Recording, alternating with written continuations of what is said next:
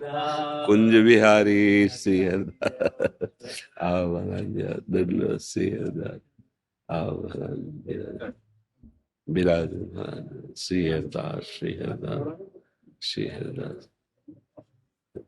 बैठ जाओ।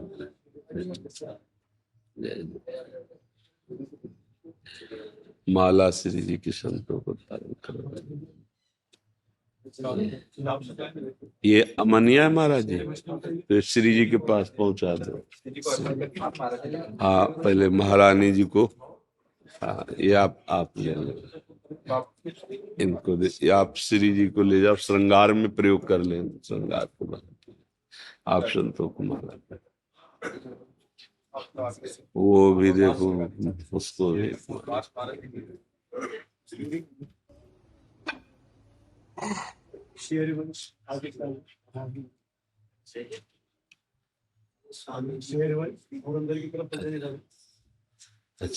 आज से 100-150 साल 300 साल बहुत कृपा है। तो अहो भाग्य जो आज से जो पहले जो भूतरी संतों को लाते ना, जी जी, ये अरे अहो भाग्य स्वामी जी, बड़ी कृपा।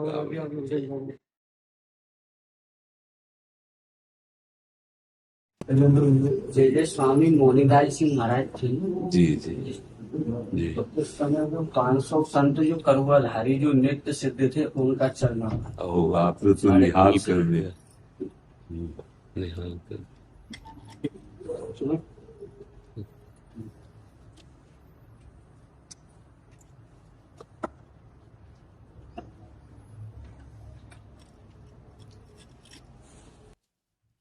संभाल के गिर ना जाए, ऐसे सीधे रखो वहां पे। प्रवीण त्रिपाठी जी, श्री हरिवंश महाराज जी, आपके चरणों में कोटि कोटि नमन। महाराज जी, भूतकाल तथा भविष्य काल के विचारों के चिंतन से मतलब ओवर थिंकिंग मन में अशांति सी बनी रहती है। यूट्यूब के माध्यम से विगत कई महीनों से आपका सत्संग सुन रहा हूँ और श्री राधा नाम का जप कर रहा हूँ, जिससे मन शांत होता है, पर वह स्थायी नहीं रहता। कृपया मार्गदर्शन क्योंकि करें। अभी पूरे दुष्कृत नष्ट नहीं हुए है ना। और ये क्या राधा राधा लिखा गया तुम्हारे वस्त्र में? ठीक नहीं है। इसे अगर बाथरूम में धोगे तो अपराध बनेगा। नाम लिखा है, इसको हम सिंहासन में विराजमान करते हैं, इसको हम हृदय में धारण, जैसे राधा नाम है ना, शौच स्नान के समय इसको अपने शिराने ऊपर से आसन रख के तब विराजमान। आराध्य देव। कभी आप इसे धोएंगे ना, बाथरूम में धोएंगे ना, तो जहां हम लघु शंका करते हैं, जहां हमारे स्नान का जल वहां जाएगा ना। इसलिए जो लोग नहीं जानते उस निमित्त से हम टोक कर बोले कि कोई भी नाम जिस वस्त्र में लिखा हो, या तो उसे आसन पे विराजमान कर लो, सिराने रख लो, पर उसका इस तरह जैसे प्रयोग कर रहे हो, प्रयोग निषेध नहीं है, लेकिन इसके बाद की जो प्रक्रिया वो निषेध है। आप जैसे इसे पहने हैं और मान लो वर्षा हो, ये राधा नाम का जल नीचे हो, जैसे लोग गाड़ियों में लिख देते हैं, नहीं नहीं, ये वही नाम है जिससे परम सिद्धावस्था प्राप्त होती है, सारे पातक नष्ट होते हैं। प्रभु के नाम, श्यामा जी का नाम, लाडली जी का नाम। अब हम नाम को अपने हृदय में इस भाव से जपे कि हमारा वर्तमान का श्वास व्यर्थ न जाने पावे, तो भूत और भविष्य के चिंतन पर हम शासन कर लेंगे। समझ रहे?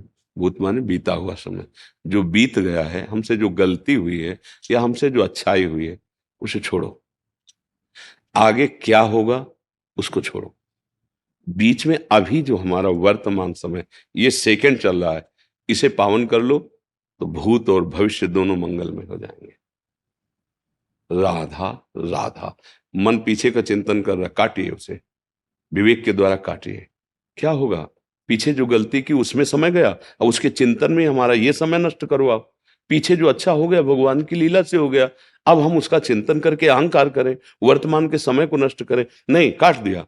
आगे क्या होगा? वही होगा जैसे तुम्हारे पूर्व कर्म है। मन को डांटो, तुम्हारे पूर्व कर्म है, भगवान जो करेंगे मंगल करेंगे।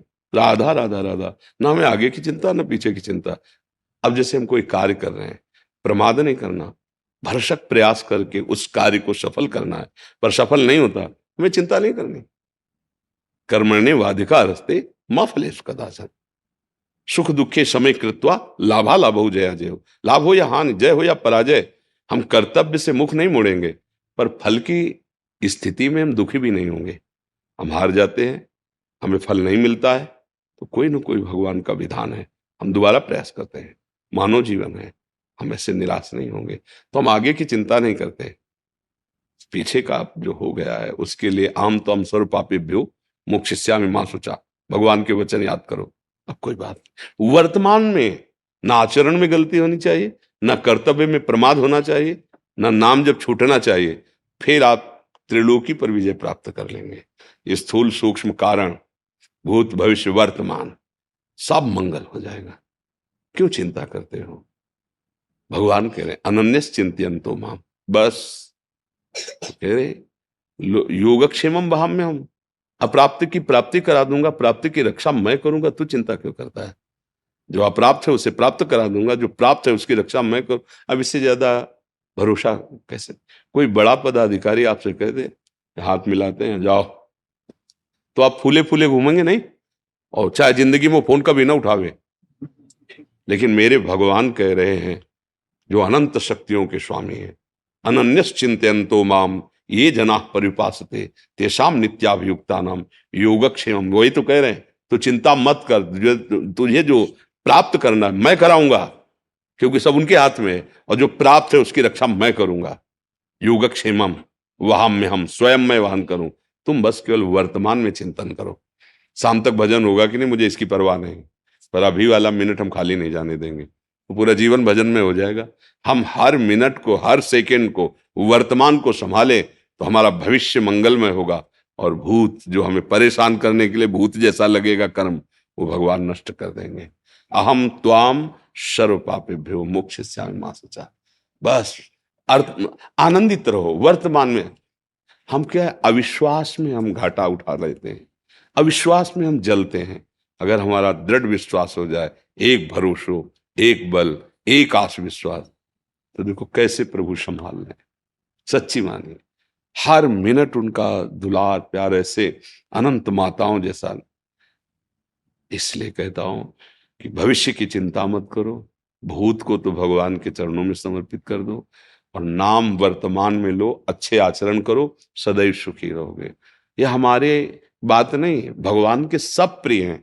सब मम प्रिय सब मम उपजाए, भगवान कह रहे हैं। पर हम लोग अहंकार, अविश्वास, ऐसे कुछ दोषों से युक्त हो गए जिससे हम अपने प्रीतम को पहचान नहीं पाते, उनके विधान में राजी नहीं हो पाते। समझ रहे हैं आप?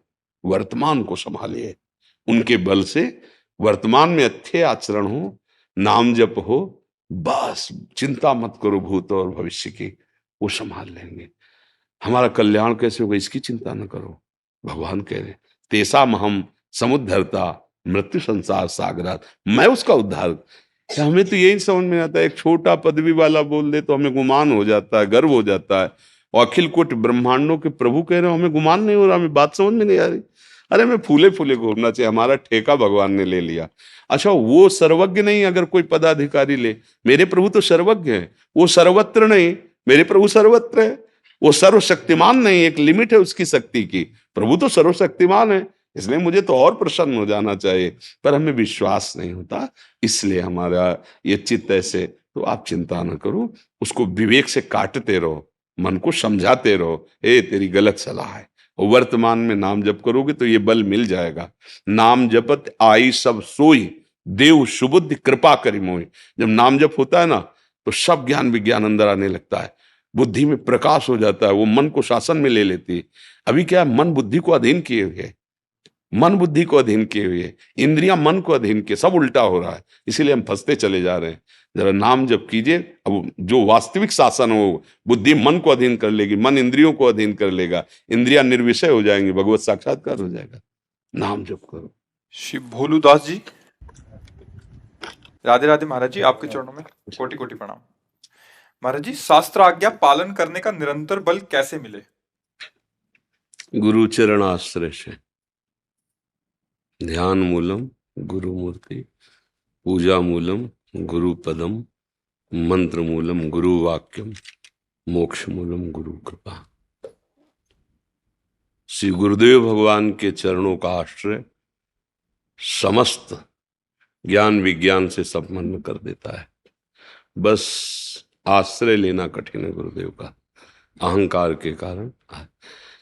जे गुरु चरण रेणु सिर धरहीं, ते जन सकल विभव वस करहीं। जे गुरु चरण रेणु अनुरागी, ते लोकहु वेदहु बड़ भागी। गुरु प्रसन्न साहब अनुकूला, मिटी सकल कल्पित भयशूला। कहावत में भी कहते गुरु मेहरबान तो चेला पहलवान। यही तो प्रश्न है ना कि हमें कैसे वो ताकत मिले कि हम शास्त्र प्रमाणित जीवन व्यतीत कर सके। गुरु कृपा कटाक्ष, गुरु कृपा। दूसरी कुछ हमारी बुद्धि को जो प्रकाश मिलता है परमार्थ का, वो अज्ञान तिमिरांधस्य ज्ञानांजन शलाकया चक्षुरुन्मीलितं येन तस्मै श्री गुरवे। हम अपने हृदय की बात कहते हैं। अगर गुरु कृपा ऐसे कर दी जाए तो जैसे प्राण निकल जाते हैं, शरीर मृत हो जाता है, ऐसे हम हैं। गुरु कृपा ही हमारा जीवन है, गुरु कृपा ही जो कुछ है, गुरु कृपा ही है।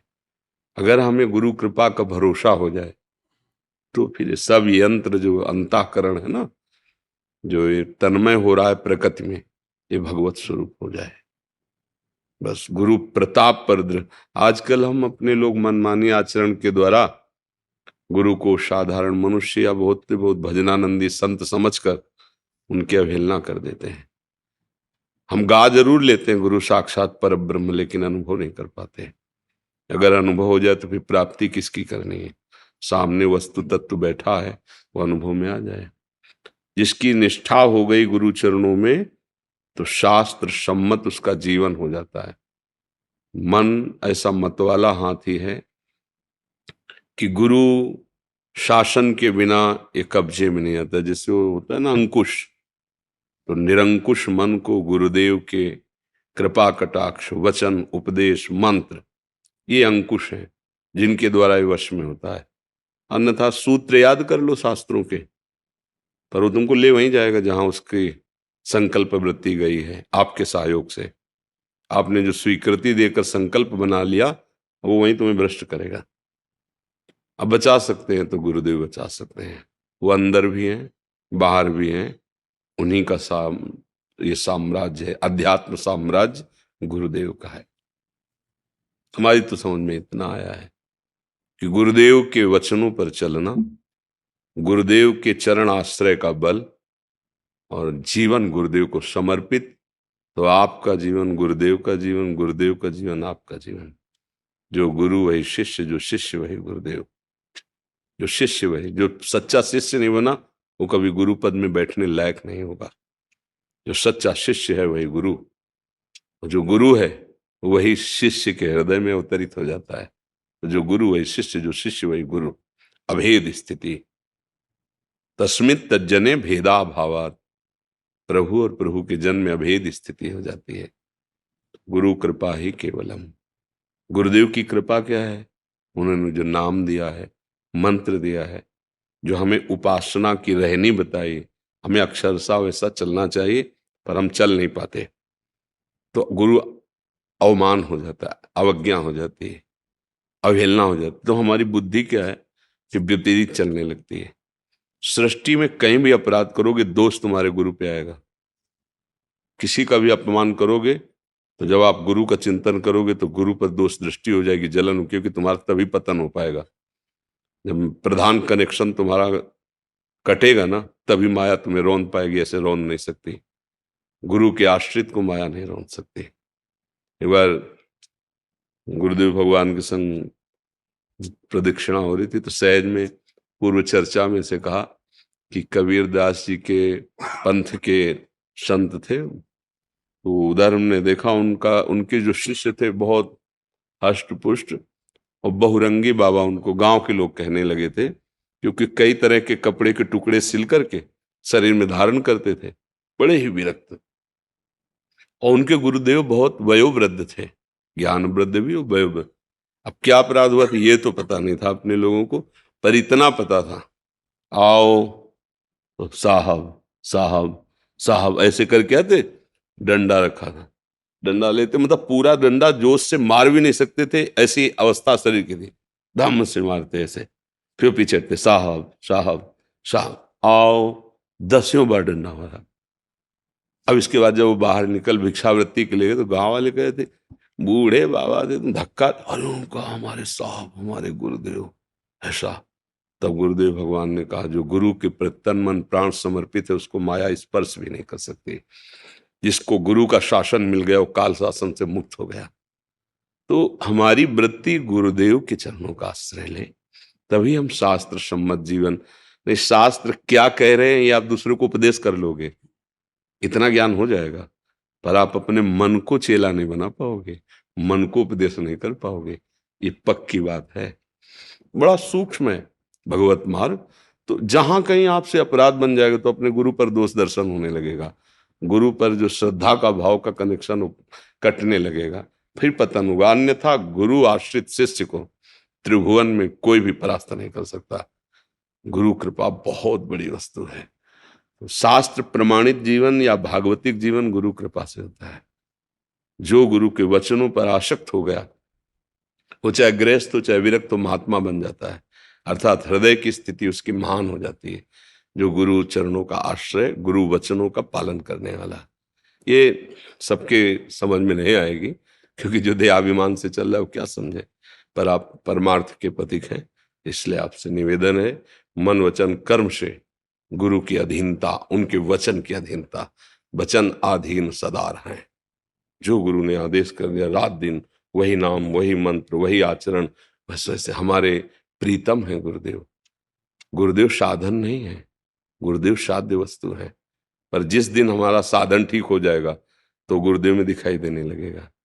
जैसे श्री भट्ट देवाचार्य जी के समीप श्री हरिव्यास देवाचार्य जी आए शिष्य बनने के लिए। उनका तुम्हें दिखाई दे रहा है हमारे पास कुछ गोद में?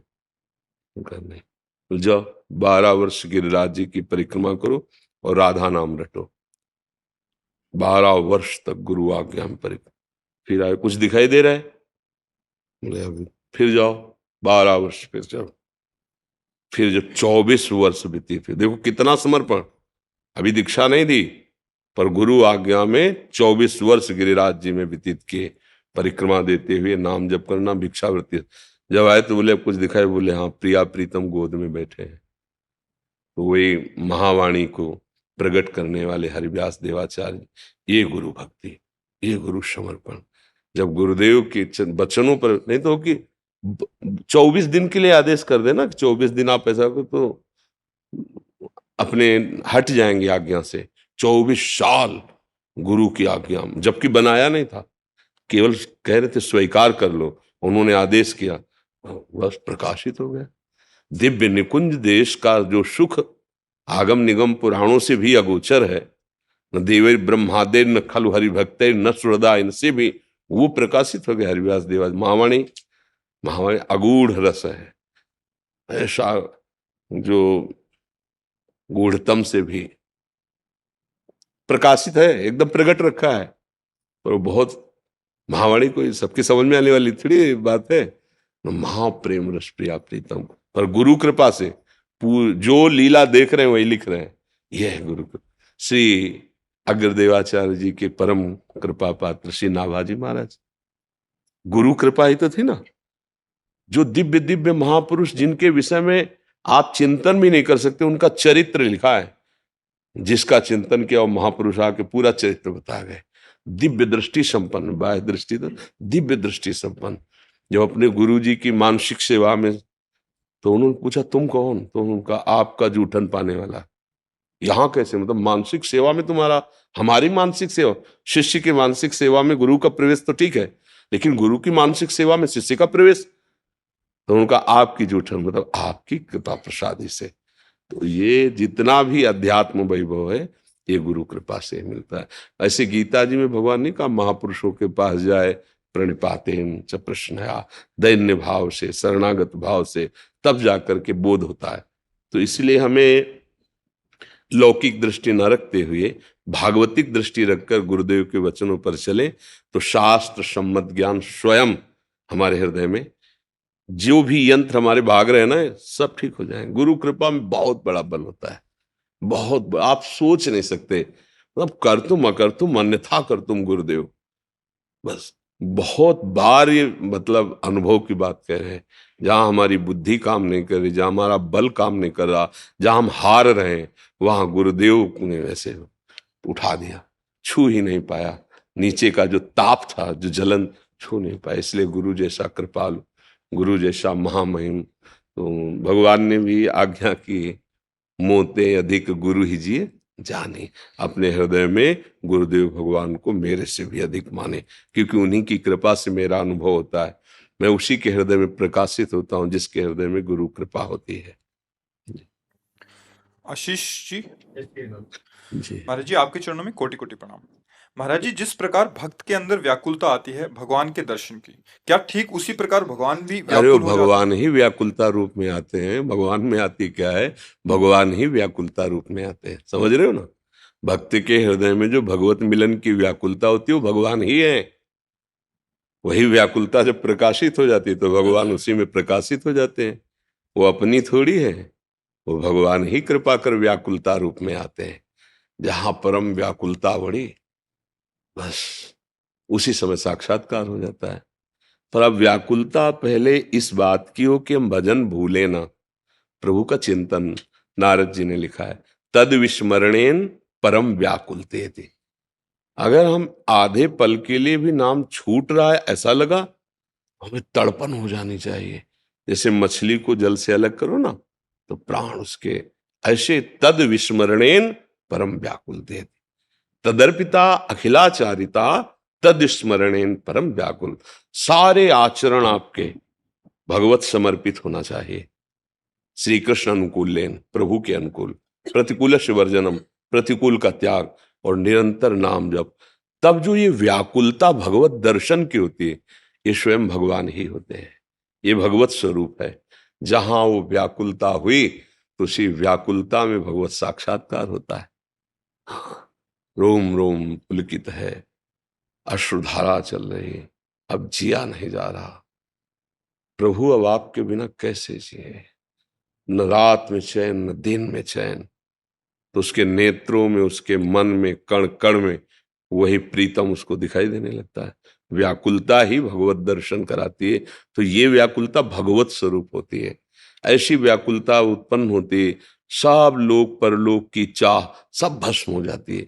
ब्रह्मादिक के भोग शब विषम लागत ताहि, नारायण ब्रज चंद की लगन लगी है जाए।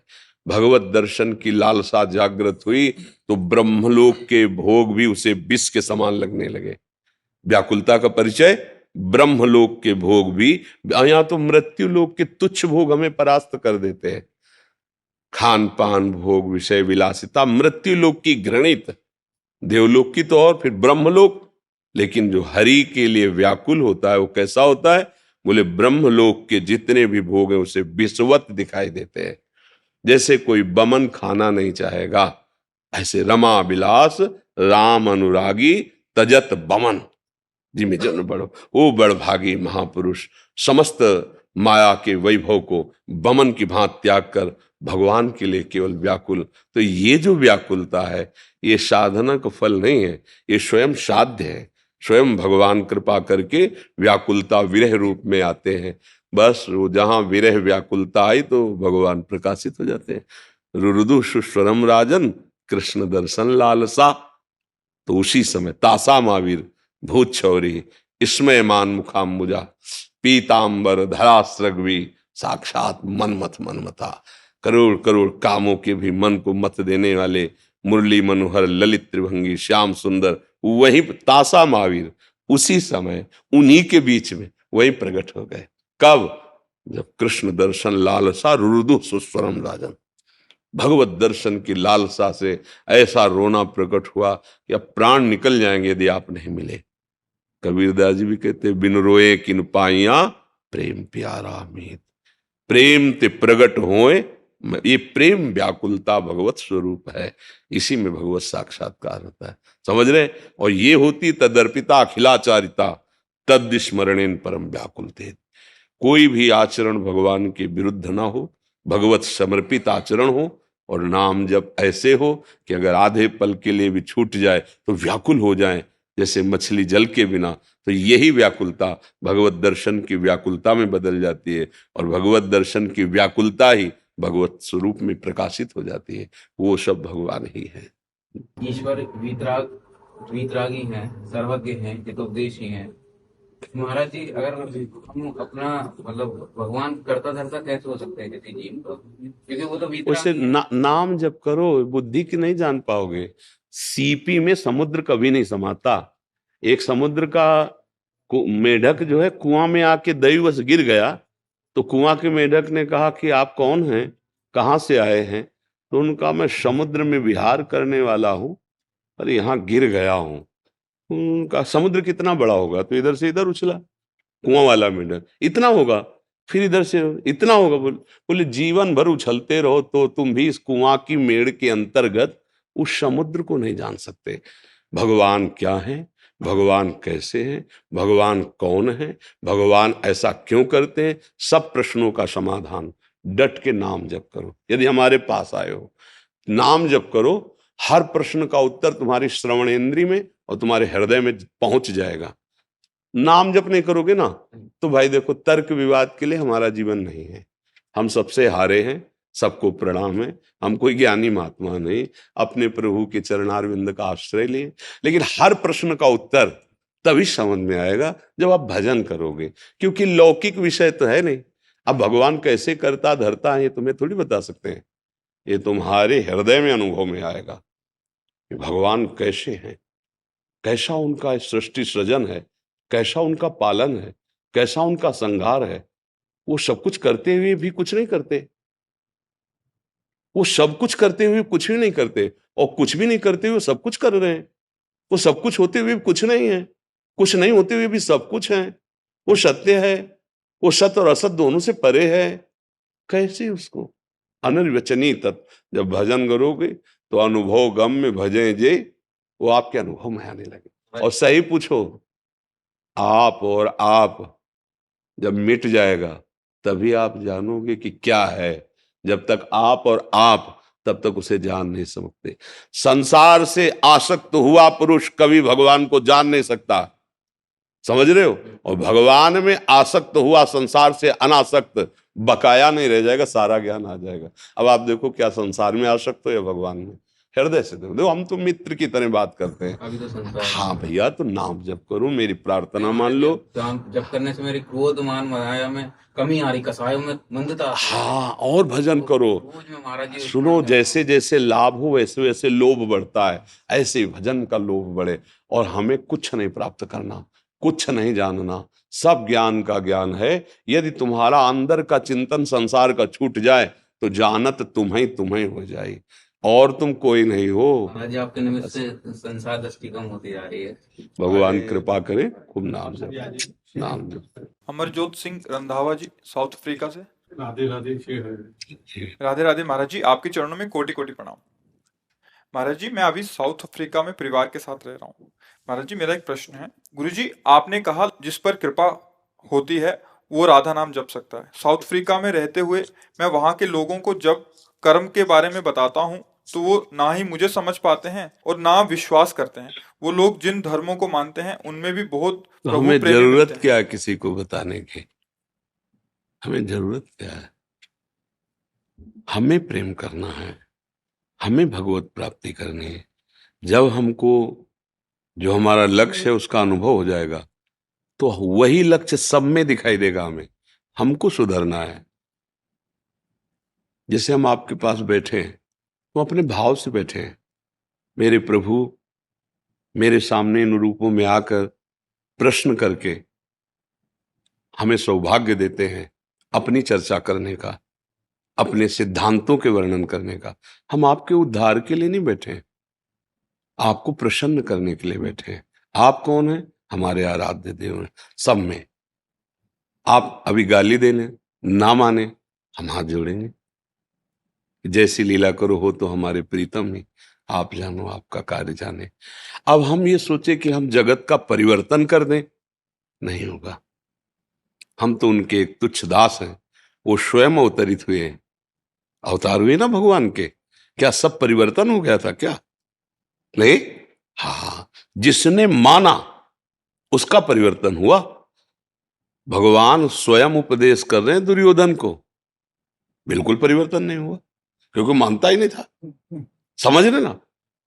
भगवान अपने विराट रूप का दर्शन कराया सभा में जब वो बंदी बनाना चाहता था।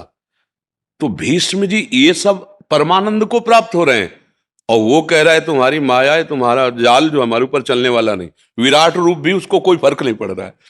आप समझो, भगवान भी अवतरित हुए तो उन्हीं का सुधार हुआ जिन्होंने माना। जो नहीं माने वो नहीं सुधरे, चाहे घर में ही क्यों ना हो। भैया, हमें अपना हृदय भगवान को समर्पित करना है। अब आपके पास कोई आता है और आपसे प्रश्न करता है कि आप जिस आनंद में मगन हो मैं भी आनंद हूं, अब उठा मत रखो, उसको उपदेश कर दो जो जहां है। देखो, सच्चाई बात समझना, चाहे वो किसी धर्म का आश्रय लिए हो, वो मेरे ही भगवान को मान रहा है, मुझे इसमें संशय नहीं। जो नाम लो, जो रूप, अंग्रेजी से बोलो, उर्दू से बोलो, सब भाषाएं उसी की, सब रूप उसी के, सब नाम उसी के। अगर उसके सिद्धांत से चलोगे तो सुखी हो जाओगे, मंगल हो जाएगा। अगर उसके सिद्धांत को नहीं समझ पाओगे, कुछ नहीं मिलेगा, दुर्गति होगी। गाल में तुम चंदन लगा दो और हाथ में गड़ासा चला दो तो हमारी छाती ठंडी होगी क्या? तो मेरे विश्व रूप भगवान का पूरा ये अंग है, चाहे वो अंग्रेजी से बोले, उर्दू से बोले, संस्कृत से बोले, हिंदी से बोले, मलयालम, कोई भी भाषा से बोले, सब भाषाएं उसी की, सब रूप उसी के। हमको तो इतना समझ आया है, झगड़े की या अश्रद्धा की कहीं कोई गुंजाइश नहीं है। कहीं रजोगुणी लीला, कहीं तमोगुणी लीला, कहीं सतोगुणी लीला। हमको अपने मालिक को देखना है, ना कि उन लीलाओं को देखना है जो रजोगुणी, तमोगुणी, सतोगुणी। देखो, अध्यात्म समझना है तो फिर ये है। ये पार्टी बंदी, मेड़बंदी, ये अध्यात्म में नहीं है। ऐसे फैलता है अध्यात्म। पूरा विश्व मेरा घर है, पूरे विश्व के प्राणी मेरे यहाँ, सुहृदम सर्वभूतानाम। साहब में हमें तो कोई विलग नहीं दिखाई दे रहा। जैसे अपना छोटा बच्चा नाराज हो जाए, दाढ़ी पकड़ के खींच ले, गाली दे, थप्पड़ मार दे, छोटा बच्चा जो गोद में है, कैसा आपको लगेगा? बुरा थोड़ी लगेगा, हंस दोगे। ऐसे ही छोटे बच्चे के समान हो। यदि आप गाली देते हो, हमारी निंदा करते हो, हमारा अपमान करते हो, हमारे आराध्य देव की अवहेलना करते हो, छोटा बच्चा है, दया का पात्र है, दुलार का पात्र है, वो क्रोध का पात्र नहीं। हम जब सिद्धांत को नहीं समझ पाते तो वैर विरोध, वो ज्ञान ही क्या जिसमें वैर विरोध, वो भक्ति ही क्या जिसमें वैर विरोध।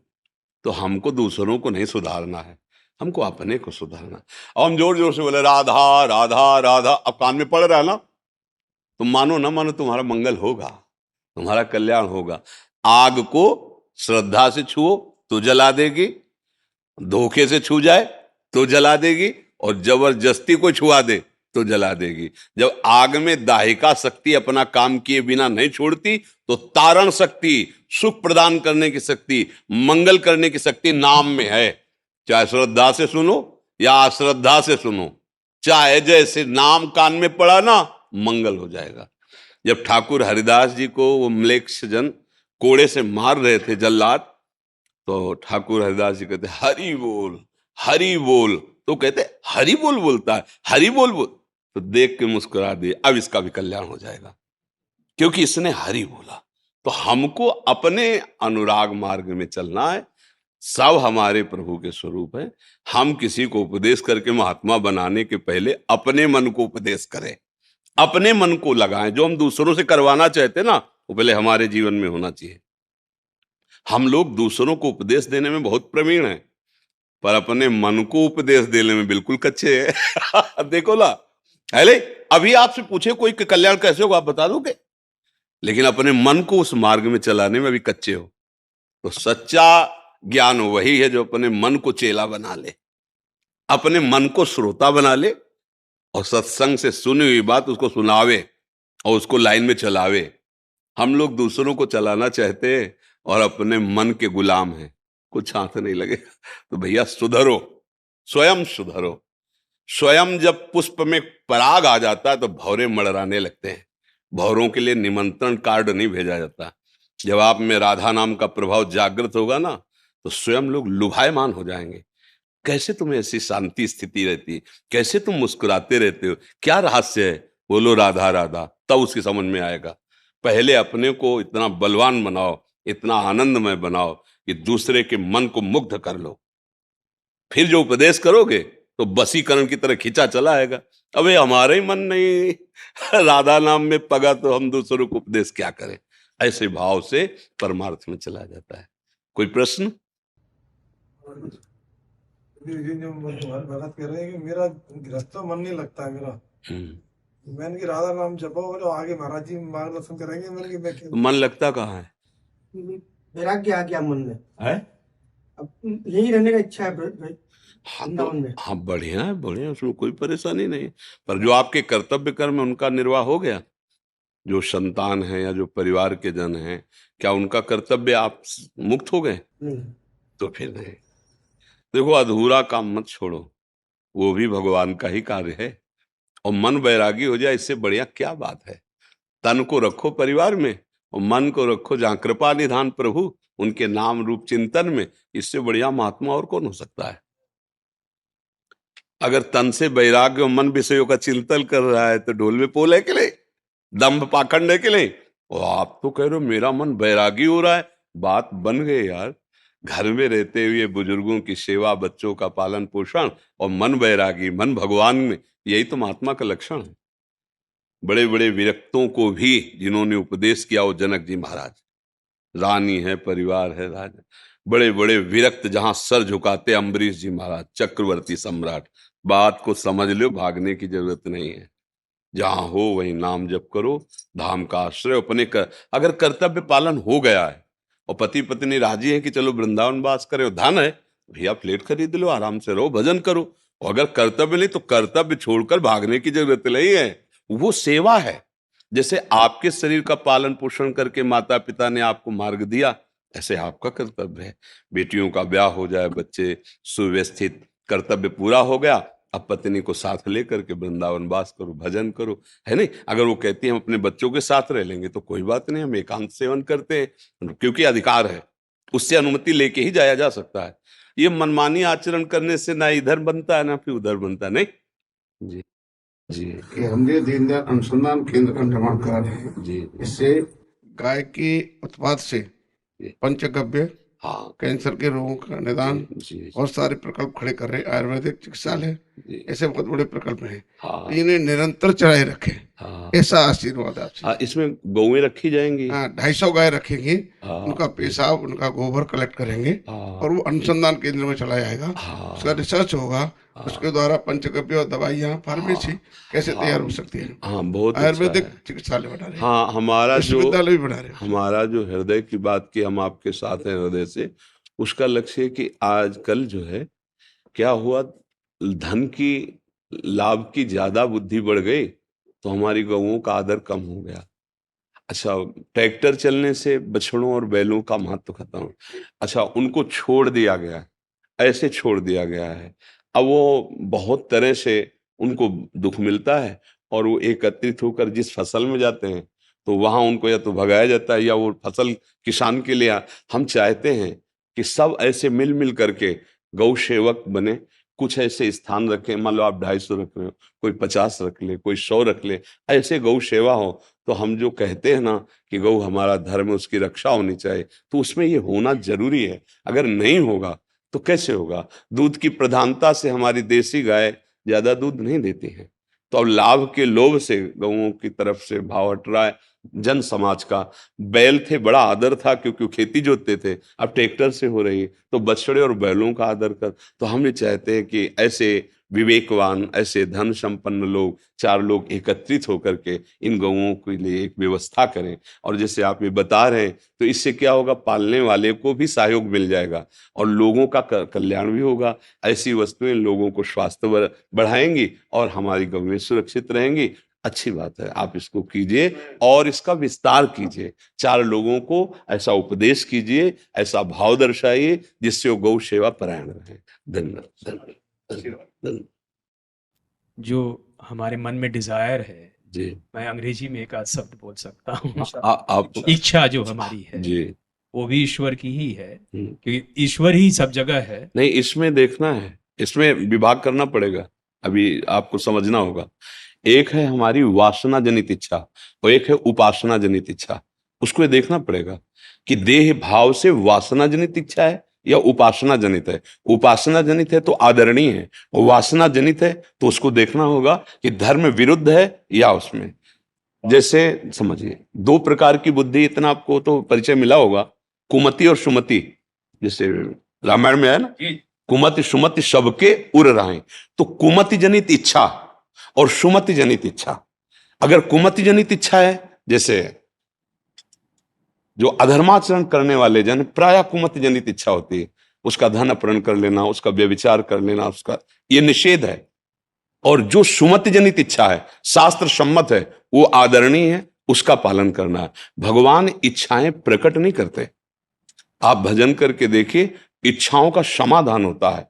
जो दुर्वासना है और उपासना है, इन दोनों के विभाग को जो जानता है वही विशेष विज्ञानवान, ज्ञानवान, विवेकवान है, और विवेकवान ही भगवदानंद को प्राप्त होता है। अगर हम हर इच्छा को भगवान की इच्छा मान लेंगे तो दंड विधान फिर हम किसको देते हैं? आप अधिकारी हैं। उसके अंदर भी तो भगवत इच्छा थी जो व्यभिचार किया, उसके अंदर भी तो भगवत इच्छा थी जो हिंसा की, लेकिन हम उसको कानून के अनुसार पकड़ते हैं, पीटते हैं और दंड देते हैं। क्यों? क्योंकि उसने सुमति का प्रयोग नहीं किया, केवल इच्छा पर आधारित होकर उसने कर्म किया, इसलिए दंड का अधिकारी हुआ। इसलिए पहले इच्छा को हम समझ ले कि इच्छा हमारी दुर्वासना युक्त है, कुमत से प्रेरित, या सुमति शास्त्र सम्मत है। शास्त्र सम्मत है तो बंधनीय है और उसके अनुसार हमें चलना है, तो भगवत बल मिलेगा। और अगर शास्त्र विरुद्ध है तो दंडनीय है, हमारा आत्मबल क्षीण हो जाएगा और हम अपने आप जलेंगे, उदास रहेंगे, विषाद युक्त रहेंगे। अब आगे आप बोलिए। सुमत जो इच्छा जो सुमत की तरफ ले जाए, हाँ जो ईश्वर की तरफ ले जाए, हाँ, बिल्कुल।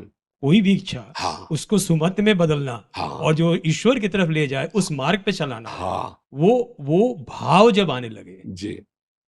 जो प्रारब्ध की वजह से जो भी इच्छाएं आ रही हैं, और जो अगर नहीं, अब देखो फिर यहाँ क्या है कि अध्यात्म शब्द है ना, तो जैसे प्रारब्ध के वश इच्छा आना और एक विवेक से इच्छा करना, आप दो विभाग करना पड़ेगा, मनुष्य और पशु। पशु केवल प्रारब्धवश इच्छा के अधीन चलता है, और मनुष्य विवेकशील है, वो प्रारब्धवश आई हुई इच्छा को निर्णय करके हटाता है या उसको पास करता है, और जो पास करता है उसमें भगवत बल लेकर के चला जाता है। अगर हम केवल जहां शब्द बोलेंगे आप वहीं हम रुक जाएंगे। प्रारब्ध की इच्छा, जैसे पूर्व प्रसंगवशात कोई सामने शरीर आया और उसका संयोग आपका लिखा हुआ है, आपके अंदर इच्छा जागृत हो जाएगी, माना। अब इस पर शासन करना या भोगना, ये आपकी वृत्ति के ऊपर रहेगा। अगर अविवेक प्रधान हो गया तो आप भोग लेंगे, और विवेक प्रधान हो गया तो जलन सह कर आप उसे भोगेंगे नहीं।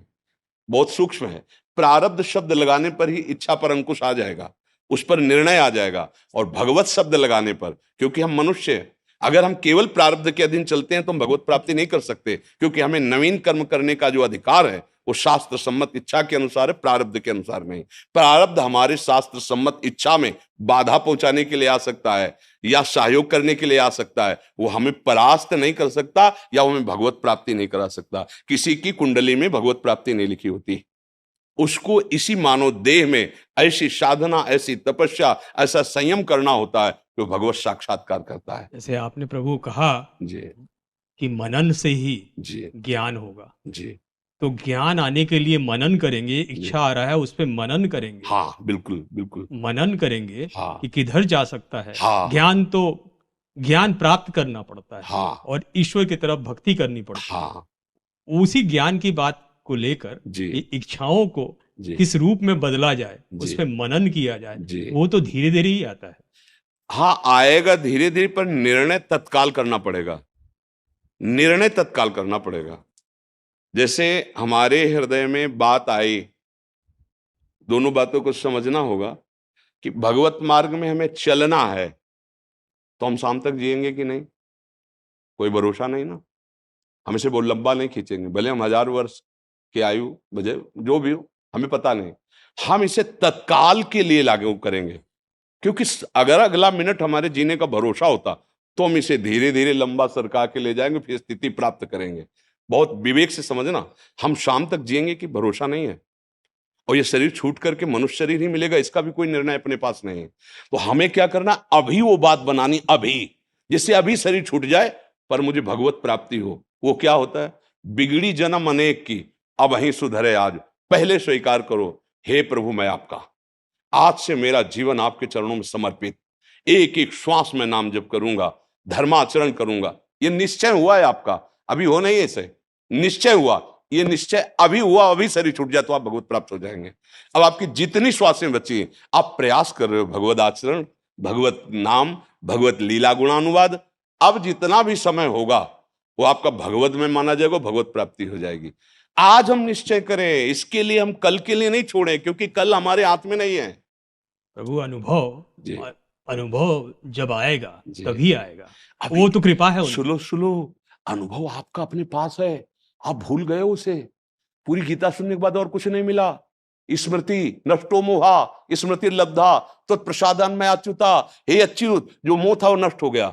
आप ना शरीर हो और आप ना कोई जीव हो, उसी परमात्मा तत्व का अंश हो। अपने को भूलकर, शरीरों के राग में फंसकर, व्यवहार को सत्य मानकर भूल गए। अब अगर इसको सत्य मानते रहोगे तो अनंत जन्म बीत जाएंगे।